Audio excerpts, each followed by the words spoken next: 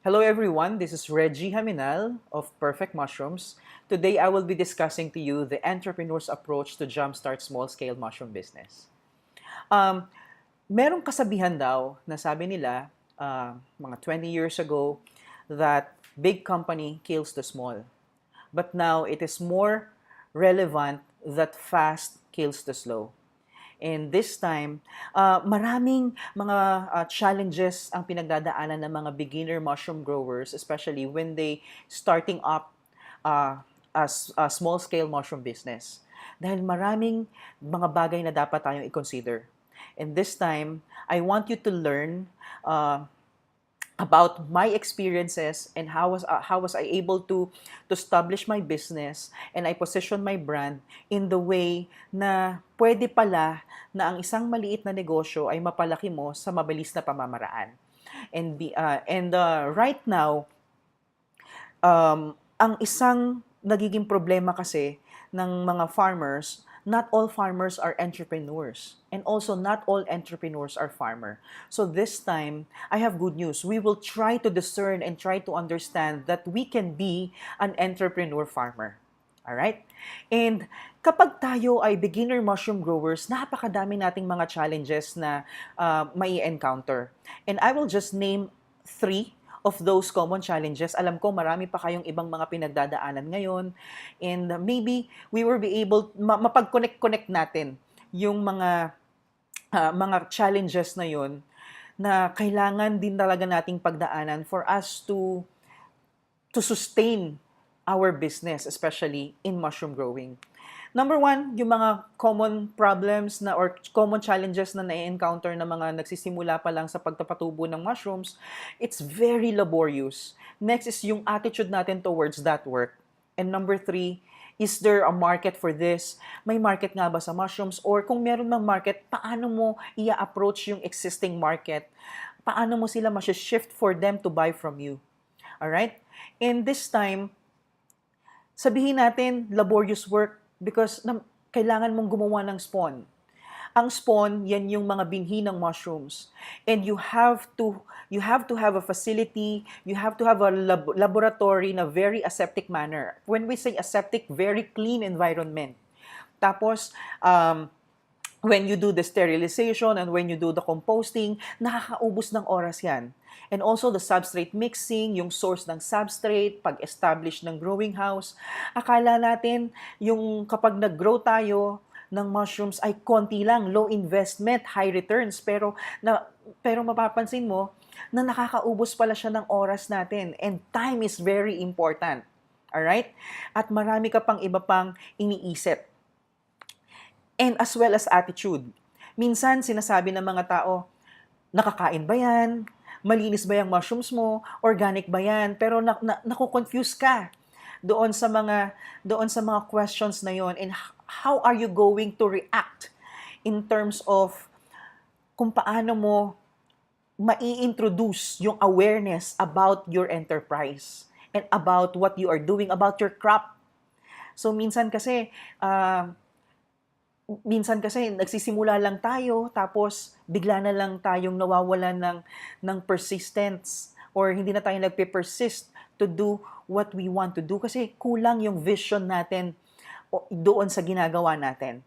And the next is the market. So I will be discussing to you kung paano nyo i-approach yung market natin. Number 1, you have to identify your market area. Ang tanong na iisipin mo is, saan nga ba ako magmamarket? Yan yung first question eh. Saan ba ako magmamarket? Number 2 is identify your target market. Sino yung mga target market ko or sino yung bibili ng mga mushrooms ko? Sino yung target audience ko to buy from me? And number 3, you have to identify your competition. Baka kasi masyado na kayong dumarami na nagpo-produce ng isang product out of mushroom, lumiliit yung margin nyo. Baka naman yung competition na yon ay pwede nyong palakihin lahat yung audience ninyo by doing a collaboration. And number 4, you have to decide on marketing tools. Ano-anong mga marketing tools ang dapat mong gamitin for you to position yourself, for you to have a street credential doing this doing this crap or doing your business or para maiposition mo yung sarili mo na you are credible person as a source of knowledge or information or a credible source of quality fresh mushrooms or a credible source of spawns or yung mga binhe natin for mushrooms or a credible source of processed mushrooms na tinatawag natin. And also, for you to be sustainable, I want you to have a multiple income streams. Hindi yung tipong isa lang yung pinagkukunan mo, ay mahihirapan ka niyan.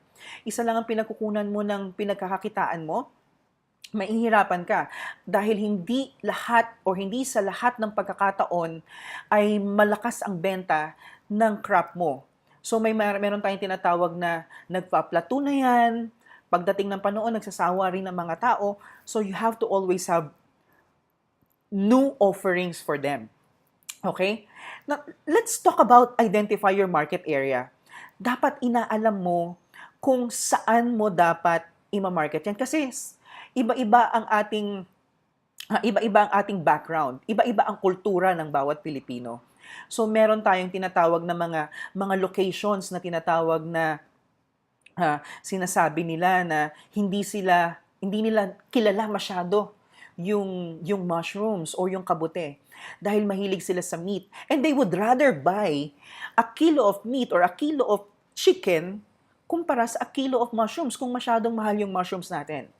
So this time, I am lucky enough na nasa city yung aking enterprise. So what I did was a spiral approach. Ano yung spiral approach? Ang spiral approach, ang ginagawa ko, kung nandito yung aking commissary or office dito sa center, iniisa-isa ko na ikutin ang mga malalapit na mga artisanal or mga restaurants and mga specialty stores na malapit sa akin. I dine with them, I dine with the chef, I converse with the chef or yung mga tinatawag nating mga purchasing managers, kinakausap ko sila, dinidiscuss ko sa kanila that I am a local mushroom farmer and naghahanap ako ng mga sumusuporta ng mga commissaries sa mga local growers and nagsisimula doon. I send an email to them, binibigyan ko sila ng price list hanggang sa dumadami sila. And I make sure na in terms of logistics, hindi ako gagastos ng napakalaking kapital para lang i-deliver ko sa kanila yung mga crops na yon. So kung ikaw ay nasa malayong lugar, it is very efficient kung sino yung pinakamalapit muna doon sa location mo or doon sa city proper mo ang mabibigyan mo ng servisyo mo. Next, ginagawa ko yon sa pamamagitan ng delivery. Nag-hire ako dati ng rider. It was an outright. However, it is very efficient now kung ikaw ay susubok na gumamit ng mga services na ino-offer na tulad ng mga mobile application ngayon. So, napakaraming available na mobile applications for logistics. Let's say, for example, Grab Delivery, Lalamove, Mr. Speedy. Napakadaming available ngayon na pwede mong i-take advantage yung opportunity na yon dahil hindi na ikaw mismo ang bibili ng motor. And ang nakakatuwa niyan, na-carry ko pa yung ibang mga crops na available dahil hindi lang naman isang restaurants kailangan nila ay oyster mushrooms lang. So they need also other varieties of mushrooms.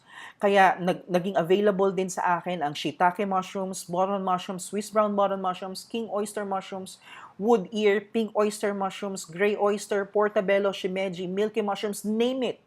Alright? At nasusustain ko at nakikip ko yung mga restaurants na nangangailangan ng local and I was able to shift them to use local produce by providing the needs of those hotels and restaurants and households through delivery sa paggamit ng mga third-party applications na nagpo-provide ng logistics services. Next, identify your target market. Sino nga ba yung target market mo?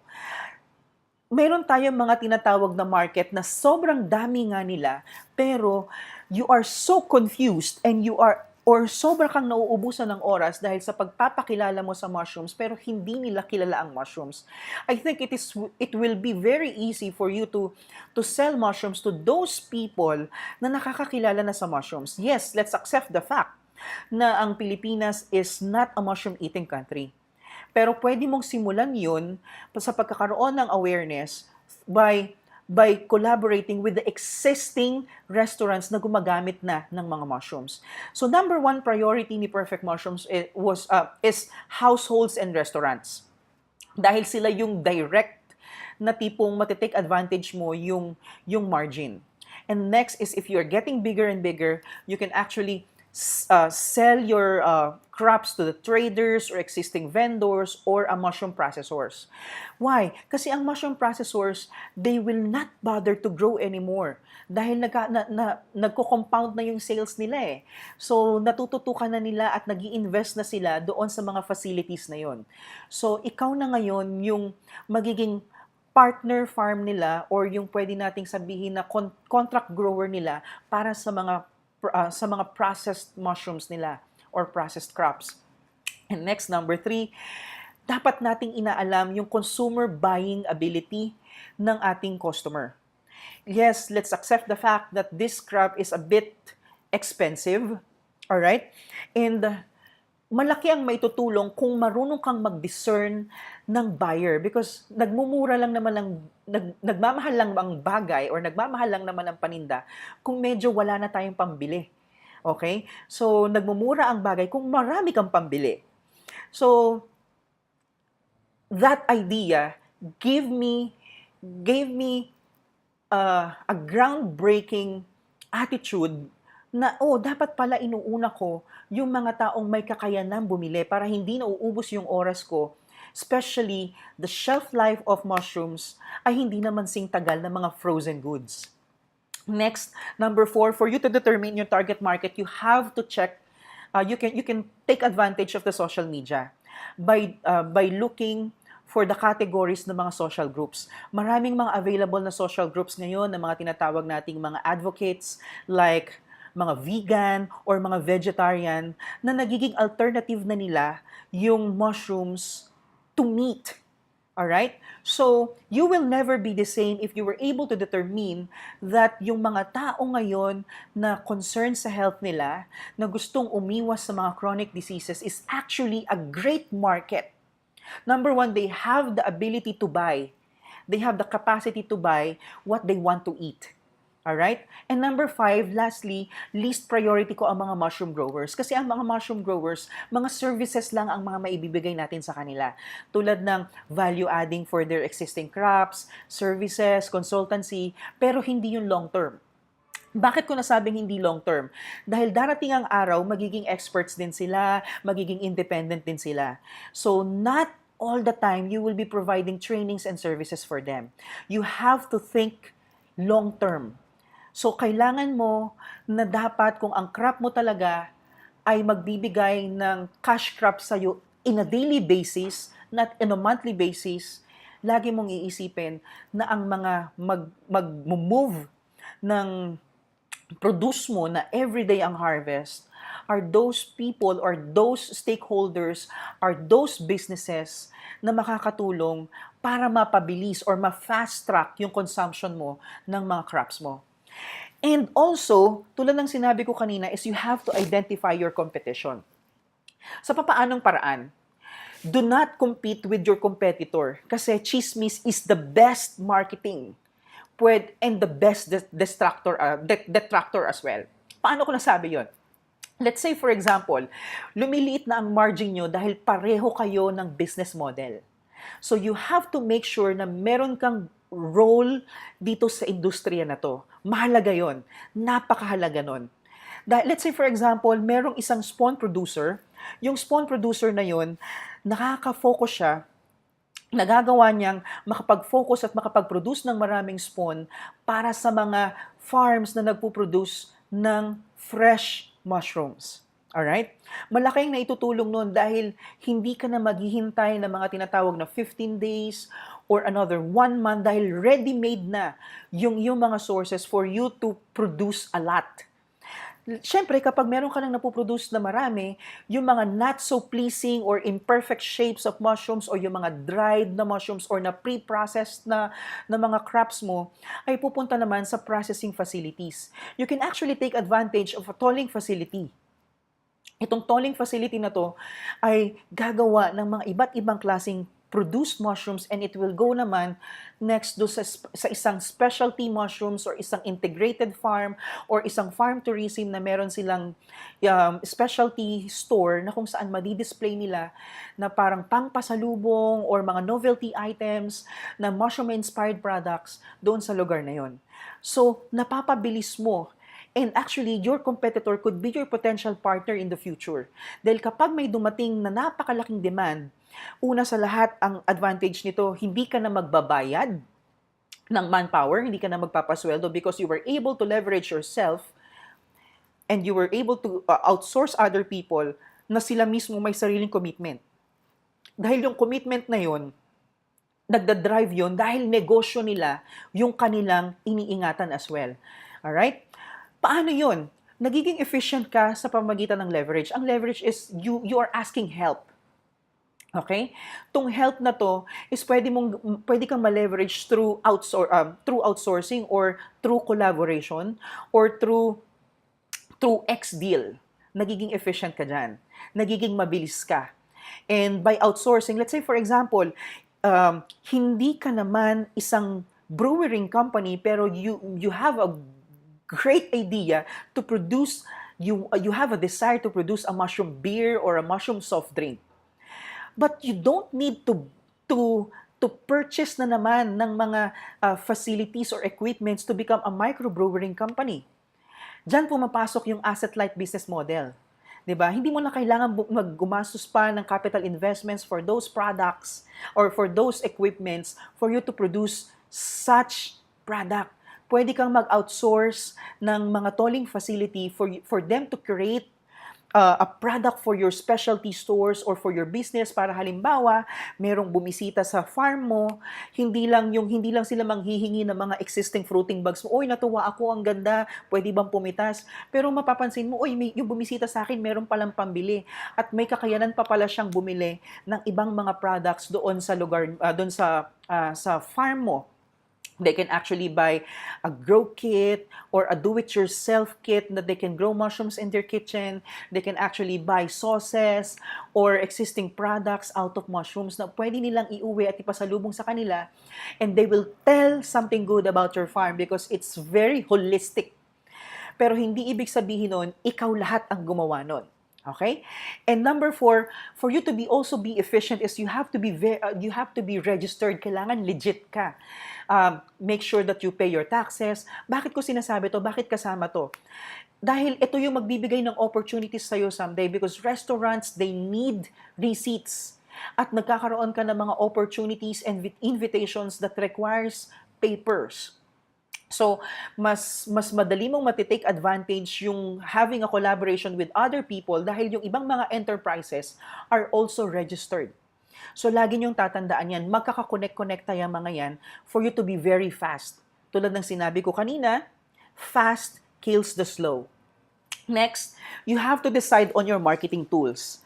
Sa papaanong paraan, let's say for example sa branding, I was featured sa May Puhunan.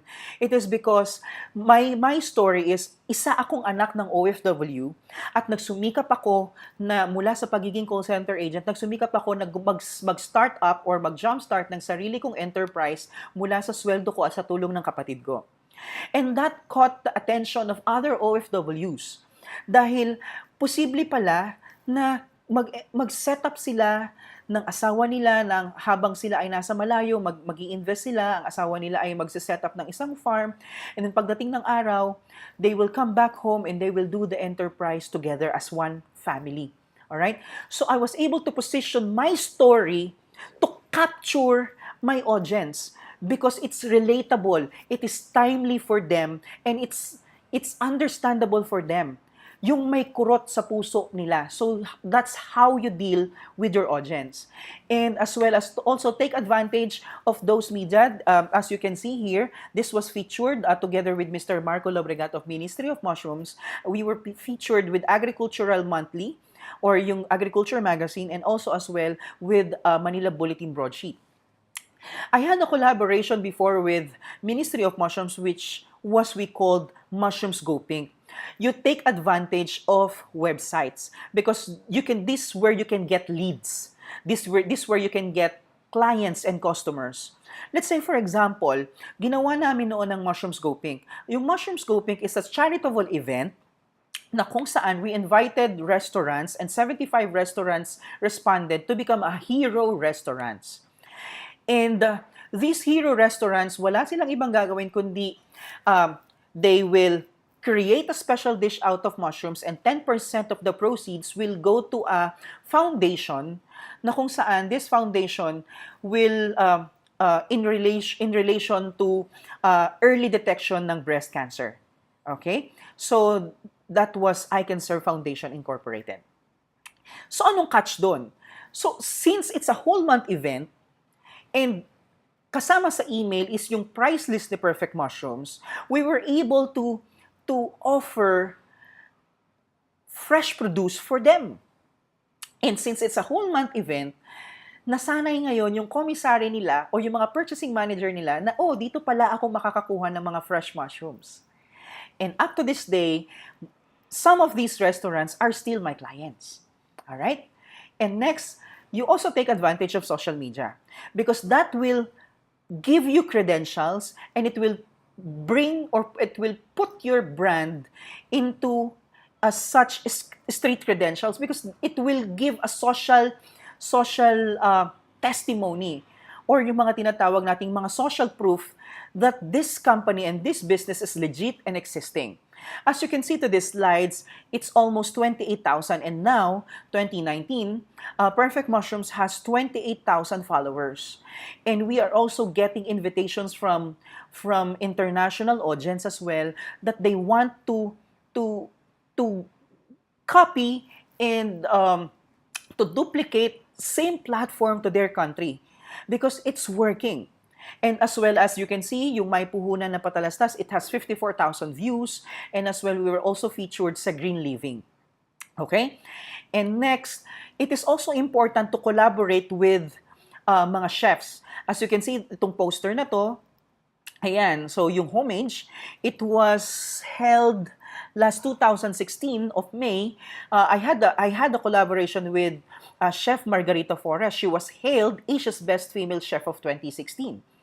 Pero dahil nag-collaborate ako with this event, that positioned the brand itself to be a reputable and as well as a source of fresh mushrooms. And also, we had a collaboration as well noon, being organized by Ministry of Mushrooms as well.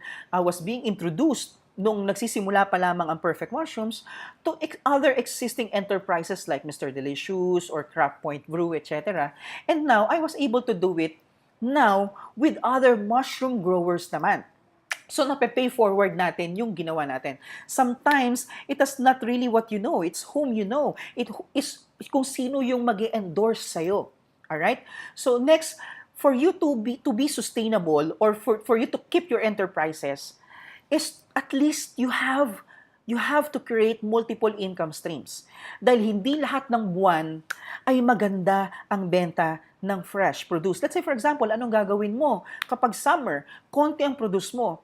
So, yung mga na-dry mo na mga produce, ipaprocess mo or ipatol manufacture mo. Let's say, for example, I have launched a mushroom chili sauce. Itong mushroom chili sauce na to is a versatile sauce.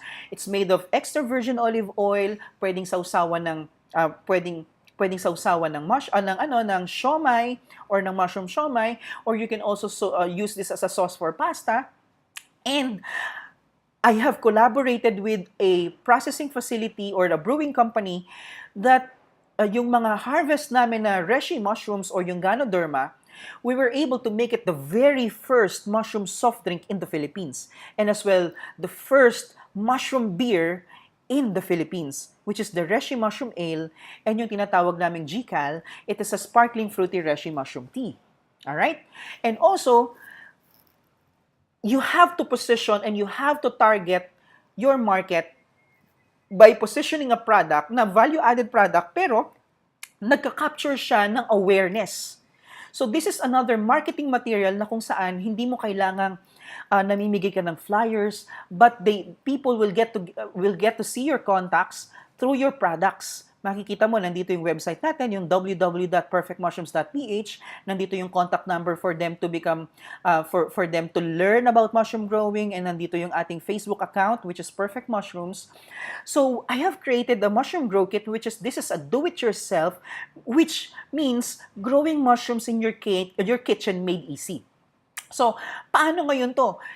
Ang target natin dito ay yung mga millennials na they don't have ideas how to grow mushrooms, and now they were able to enjoy, and we were able to transition them, at we were able to introduce it to the schools na kung saan, pwede pala. It's experience. What we are selling here is the experience of growing mushrooms for them to have the desire to grow mushrooms in the future na, wow, okay pala, rewarding palang negosyo to. Maybe pwede ko tong gawin in the future. Pwede ko pala tong gawin in a larger scale in the future. Okay? So, nagkakaroon ng awareness yung tao by experiencing how to grow mushrooms. Hindi yung tipong may bibisita sa farm mo, tapos, pwede ba, Reggie, pwede bang hingi ako ng isang fruiting bag mo? So, at least you were able to take advantage and you were able to create multiple income streams by creating this kit. Okay? Pwede ka magsimula na bumili ka ng isang wine sinamay, ilagay mo lang yung fruiting bag, lagay mo ng sprayer, and then at least merong something to give away. And patok na patok yan tuwing Christmas. And also, you do a bazaar. That will give you, that will expose you to more wider network, that will expose you to a wider clients. Para at least nakikita nila yung mga products, how versatile you are, at makikita nila na marami palang pwedeng gawin with the mushrooms. And people are very happy seeing a special crop na nagawan mo ng creativity. So you have to be very creative in terms of approaching your market. And next, take advantage as well, napaka-supportive ng ating mga programa as well ng government in terms of farm tourism. You can actually learn from the ideas as well, out of the country as well. Alisin na natin yung Pinoy pride. Yung Pinoy pride na dati naman natututo ang ibang bansa sa atin. No, it's not about that. You have to be open-minded. You have to always empty yourself. Meron tayong tinatawag na sakit ng mga nagkakabuti, yung acne, right? Hindi yung acne na fungi, no? Yung acne na alam ko na yan. 'Di ba? Alam ko na yan. Dati nga ang mga taga-ibang bansa natututo sa atin. No. Debunk that beliefs because we are 20 or 30 years left behind from other countries. Bakit ko sinasabi yan? You have to have basis. Ang basis ko is, since nung nagsimula ako nung 2013, I keep on traveling to Thailand, as well as I was able to travel to Korea, and recently, nakadalawang balik na rin ako sa Thailand, sa Taiwan, is makikita mo, magkakaroon ka ng fire seeds. Ano may tinatawag kong fire seeds is the desire, yung discontent, but this discontent is holy, na pagdating ko sa Pilipinas, kaya ko tong gawin dahil nagawa nila yon. So you have to empty yung mga nalalaman mo and have the desire to learn, and that will give you a vision and mission once you go back dito sa bansa na to. So, take some time to unwind and take some time to learn as well. And as well, for you to position your brand, you have to share the information. Share the knowledge to everyone and lay down everything. Hindi na mahalaga kung sino yung mas magaling. Hindi na mahalaga kung sino yung, number one, who positioned you to be so-called expert to this crap. None. Walang magva-validate sa'yo, but because of your street credentials, your credibility, and because of your results, you are able now to inspire people. Hindi yan ibig sabihin lang na lakas ng loob yan or what. Hindi. It's not about that. It's the genuinity of yourself to inspire people that yes, you can start even small. So train people, equip people to become a marketer. Equip them that they can start up a business in the way na gusto nila at kaya nilang gawin. Alright? And this, tulad ng sinabi ko kanina, chismis is the best marketing. If the people around you was able to learn from you, they have the sound judgment of what they have heard about you, and what you are teaching them, they will tell about you and they will tell good about you. All right? And I have good news. This is just actually a brief discussion of what is this about. And I have launched a few years ago the Perfect Mushrooms, the Entrepreneur's Guide to Jumpstart Small-Scale Mushroom Cultivation Business. And nandito rin yung step-by-step guide how to register your business to DTI, to BIR as well. So, and meron din tong mga glossary sa loob. Right now, this will be available worldwide. Okay? So, magiging available na to in a form of ebook. So watch out with the link. It will be included below of this video. Click that link and share this video to the person you know na sa tingin mo na kaya nilang gawin. Meron silang small or big venue or location na idle farm that they can take advantage, and as well as take some time to read this book. You will learn a lot from this book. Okay? So may iwanan lang ako sa inyo na at least a recommendation na hindi lahat ng negosyo madali. Actually, lahat ng uri ng negosyo ay mahirap. But quitting is not an option. You have to persist. Because once you persist every day, you will have success. And makukuha mo yung success na yan, yung happiness na yan. But always remember, do it for the glory of the Lord or for the glory of God. Because hindi ka magiging masaya if there's no reason behind the reason why you're doing this. What is your deepest why? Bakit mo ginagawa yung negosyo na to? You have to have this motivation on fire. Alright? So, once again, this is Reggie Haminal of Perfect Mushrooms, and I hope this video helped you a lot to approach kung paano mo aatakihin, kung paano mo i-share. This is not necessarily for mushroom, but you can actually integrate this to different crops as well. And maraming salamat. This is our ngayon nasa 8th year na namin, mag-8th year na kami this September. So I am also inviting all of you to the upcoming South Korean Mushroom Agri Tour. So once again, maraming salamat and God bless you all.